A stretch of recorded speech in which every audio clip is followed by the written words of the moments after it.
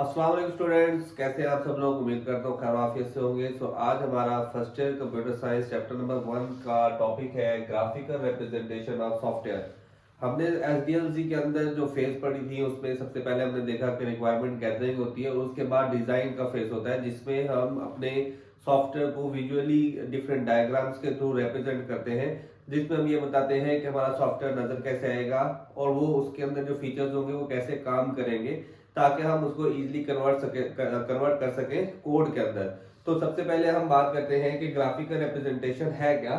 So basically graphical representation uses visual diagrams to model structure, behaviour and interaction with in the software system. कि आपका overall structure कैसा होगा, उसमें different features कौन कौन से मेन्यू है, जैसे हम एमएस वर्ड की बात करते हैं, एमएस एक्सेल की बात करते हैं, डिफरेंट सॉफ्टवेयर की बात करते हैं, या हम वेबसाइट्स की बात करते हैं। तो वेबसाइट्स के ऊपर या सॉफ्टवेयर के अंदर कौन कौन से टूल, कौन कौन से फीचर कहाँ पर इंटरफेस के अंदर रखे जाएंगे, बेसिकली वो आपके सॉफ्टवेयर का स्ट्रक्चर कहलाता है। और उसके अंदर जो आपके डिफरेंट जो फीचर्स हैं वो कैसे काम करेंगे और आपके सॉफ्टवेयर के अंदर कौन कौन से इवेंट्स, कौन कौन से टास्क परफॉर्म किए जाएंगे, वो सारे भी हम ग्राफिकली रिप्रेजेंट कर देते हैं। और इसी तरह से डिफरेंट फीचर्स आपस में कैसे इंटरेक्ट करते हैं वो भी हम जो है ग्राफिकली उसको भी हम रिप्रेजेंट करते हैं, जिससे फायदा क्या होता है कि हम उसको इजीली कन्वर्ट कर सकते हैं कोड के अंदर। तो इसकी इंपॉर्टेंस क्या होती है ग्राफिकल रिप्रेजेंटेशन की। सबसे पहली इंपॉर्टेंस रहती है इसकी कम्युनिकेशन। ये बेसिकली क्या होता है कि जो नॉन टेक्निकल यूजर्स होते हैं, ठीक है, उनके साथ नॉन टेक्निकल यूजर मतलब जो आपका स्टेक होल्डर है या जो आपका क्लाइंट है, जिसको ये नहीं पता कि सॉफ्टवेयर का कोड कैसे काम करता है, कोड कैसे लिखा जाता है या कैसे काम करेगा आपका सॉफ्टवेयर, तो उसको आप ग्राफिकली रिप्रेजेंट करके बता देते हैं कि आपका सॉफ्टवेयर नजर कैसे आएगा और आपका सॉफ्टवेयर वर्क कैसे करेगा, डिफरेंट फीचर्स आपस में कैसे इंटरेक्ट करेंगे। वो सारी चीजें आप इजिली कम्युनिकेट कर सकते हैं विद योर क्लाइंट्स, जिससे आपकी कम्युनिकेशन जो है वो बेहतर हो जाती है विद योर क्लाइंट्स। ठीक है, तो क्लाइंट ज्यादा बेहतर तौर पर अंडरस्टैंड कर सकता है कि आप क्या बनाने जा रहे हैं और कैसे बनाने जा रहे हैं और उसमें कौन कौन से फीचर्स किस तरह से वर्क करेंगे। ठीक है, दूसरी चीज क्या होती है, डॉक्यूमेंटेशन। डॉक्यूमेंटेशन क्या होती है कि बेसिकली आपने अपनी जितनी भी डायग्राम्स हैं, जितने भी फीचर्स हैं, उसको आपने विजुअली रिप्रेजेंट कर दिया है। तो अब आपको उसको कोड में कन्वर्ट करना क्या हो जाएगा, आसान हो जाएगा। मतलब आपने एक तरह के फीचर्स बना लिए, आपने उसको ग्राफिकल रिप्रेजेंट कर दिया, तो वो आप उसको रीयूज कर सकते हैं to convert into the code. और उसको हम जो है जब भी आप उसको उस तरह का फीचर आप डिजाइन करना चाहते हैं तो उसको आप एज जो है रेफरेंस के तौर पर भी यूज कर सकते हैं। मतलब उसी तरह का कोई और सॉफ्टवेयर बनाना है, उसी तरह के कोई और फीचर्स बनाने हैं, तो उनको रेफरेंस के तौर पर भी आप यूज कर सकते हैं। प्रोटोटाइपिंग के लिए भी आप उसको यूज कर सकते हैं। प्रोटोटाइपिंग बेसिकली अलग चीज हो जाती है, लेकिन यहाँ पर आप जो है बेसिकली कम्युनिकेशन के लिए और आप जो है उसको रेफरेंस के तौर पर यूज करने के लिए उसको डॉक्यूमेंट कर लेते हैं, जितनी भी आपने डायग्राम बनाई होती है। ठीक है, और आखिर में जो मेन इंपॉर्टेंस रहती है ब्लूप्रिंटिंग। ये बेसिकली यूज होता है जब आपने कंप्लीट लॉजिक बना लिया, डायग्राम्स बना ली, आपने ये बता दिया कि कौन सा फीचर कैसे काम करेगा, स्टेप बाय स्टेप प्रोसेस किस तरह से होंगे। तो बेसिकली आपने क्या किया, एक लॉजिक बना दिया कि आपका सिस्टम कैसे काम करेगा। ठीक है, तो आप इस लॉजिक, अब ये तो नहीं है कि वो लॉजिक 100% एक्यूरेट हो, ठीक है, आप उस लॉजिक को कम्युनिकेट करते हैं डिफरेंट यूजर्स के, डिफरेंट डेवलपर्स के साथ, डिफरेंट स्टेक होल्डर्स के साथ, और उस लॉजिक में समटाइम्स जो एरर्स होती हैं वो आप अर्ली पकड़ लेते हैं कोड में कन्वर्ट करने से पहले।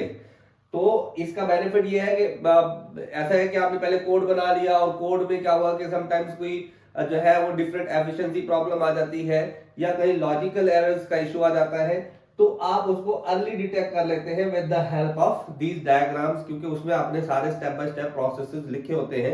और कहीं पर ऐसा होता है कि कोई भी एक टास्क परफॉर्म करने के लिए, कोई एक प्रॉब्लम सॉल्व करने के लिए मल्टीपल सॉल्यूशंस होते हैं।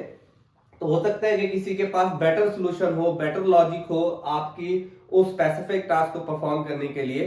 तो ये एज अ ब्लूप्रिंट के तौर पर भी काम करते हैं कि आपको गाइड करते हैं स्टेप बाय स्टेप कि how you will convert the code into the convert the basically feature into the code. और उस कोड को बेहतर करने के लिए, उसमें एरर फाइंड आउट करने के लिए भी आपको ये मदद मिल जाती है।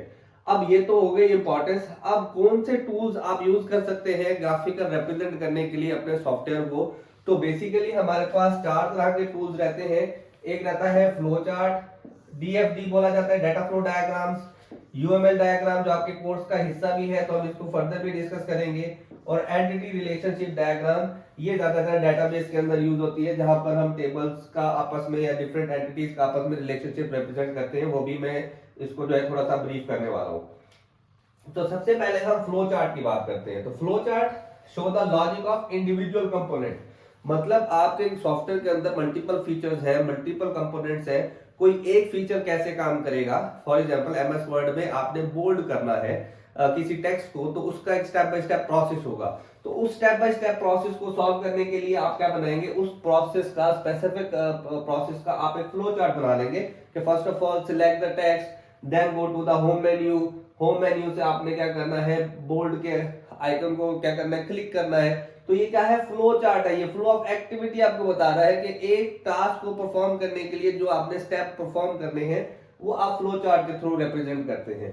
सेम दूसरे नंबर पर आता है जी data flow diagrams, show how data moves in the system, मतलब कहां से डाटा इनपुट होगा, कौन कौन से इनपुट बॉक्सेस होंगे, कौन से ऐसे फॉर्म्स होंगे जहां पर आपने डाटा इनपुट कराना है, और दूसरे नंबर पर कहां पर उसकी प्रोसेसिंग होगी, और प्रोसेसिंग होने के बाद कहां पर शो किया जाएगा। मतलब इसमें आप क्या करते हैं, सबसे पहले तो इनपुट्स बताते हैं, ठीक है, कि इनपुट्स आपके कहां कहां पर होंगे सिस्टम के अंदर, कहां पर डाटा इनपुट किया जाएगा, और देन वो डाटा इनपुट होने के बाद कहां पर प्रोसेस होगा, और प्रोसेस होने के बाद वो डाटा कहां पर डिस्प्ले किया जाएगा। तो ये सारी चीजें आप डीएफडी के थ्रू बताते हैं, जिससे हमें डाटा को मैनेज करने में क्या हो जाती है, आसानी हो जाती है। तीसरे नंबर पर most important unified modelling language UML. अब इसमें डिफरेंट तरह की हमारे पास जो है डायग्राम्स होती हैं, जो कि हम ओवरऑल सिस्टम को रिप्रेजेंट करने के लिए यूज कर देते हैं, the standard way to represent the software system. अब इसमें सबसे पहली जो डायग्राम आती है that is use case diagram. Use case diagram तमाम जो है रिक्वायरमेंट्स को हासिल करने के लिए यूज होती है, मतलब कौन कौन से फीचर्स आपके सिस्टम के अंदर होंगे, वो हम इसको इन तमाम डायग्राम्स को मैं अलग अलग से लेक्चर्स के अंदर जो है वो आपको एक्सप्लेन भी करूंगा। और दूसरे नंबर पर हमारे पास होती है एक्टिविटी डायग्राम, ठीक है।